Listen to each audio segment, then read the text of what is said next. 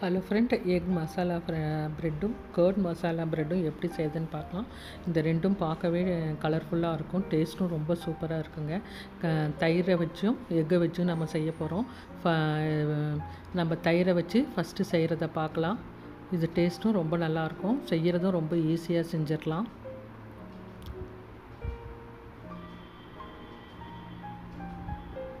இப்போ நம்ம தயிர் ஒரு கப் எடுத்துக்கோங்க. இது கர்ட் மசாலா ப்ரெட்டுங்க. தயிர் ஒரு கப் எடுத்துக்கோங்க. மிளகுத்தூள் கொஞ்சம், சில்லி ஃப்ளேக்ஸ் கொஞ்சம், உப்பு கொஞ்சம், இது 3 மட்டும் இதில் ஆட் பண்ணிக்கோங்க. நல்லா பீட் பண்ணிக்கோங்க. இதுக்கு பச்சை மிளகாய் 2, பூண்டு 2, கொத்தமல்லி தழை கொஞ்சோண்டு, உப்பு இதுக்கு தேவையான அளவு போட்டு நல்லா தண்ணி தேக்க தேவையில்லை. இதை நல்லா பேஸ்ட்டாக அரைச்சிக்கலாம். இந்த பேஸ்ட்டை இதில் சேர்த்துக்கோங்க. இது நல்லா மிக்ஸ் பண்ணி விடுங்க. ஒரு தோசை பேனை நல்லா காய வச்சுக்கோங்க.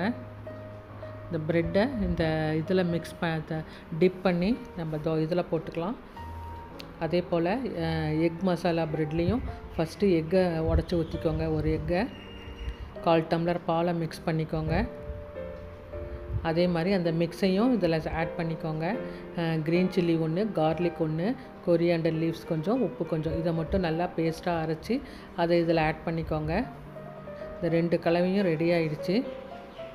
ஒரு தோசை பேனை நல்லா ஹீட் பண்ணிக்கோங்க. நம்ம ஃபஸ்ட்டு எக்கு கலவையில் நல்லா டிப் பண்ணிக்கலாம். இது எக் மசாலா ப்ரெட்டில் டிப் பண்ணி தோசைக்கல்லில் கொஞ்சமாக பட்டரை ஆட் பண்ணிக்கோங்க. அதில் இந்த எக்கை போட்டுக்கோங்க, இந்த ப்ரெட்டை போட்டுக்கோங்க. நல்லா டிப் பண்ணி போடுங்க. மீடியம் ஃப்ளேம்லேயே வச்சுக்கோங்க.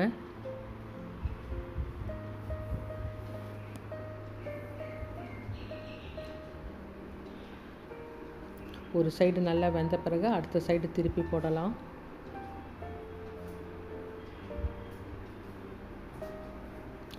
ரெண்டு சைடு இது மாதிரி திருப்பி போட்டு எடுத்துக்கோங்க.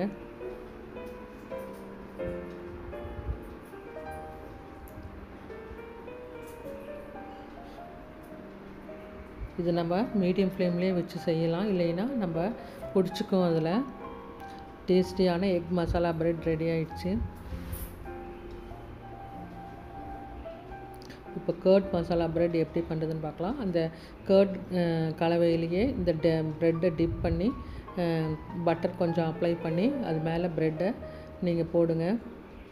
இதுவும் மீடியம் ஃப்ளேம்லேயே வச்சு செய்யுங்க. ஒரு சைடு வெந்த பிறகு அடுத்த சைடு திருப்பி போடுங்க.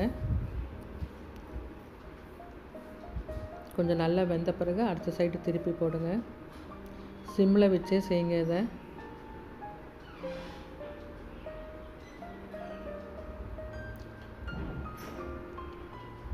மேலே ஆயில் வேணால் கொஞ்சம் அப்ளை பண்ணிக்கோங்க.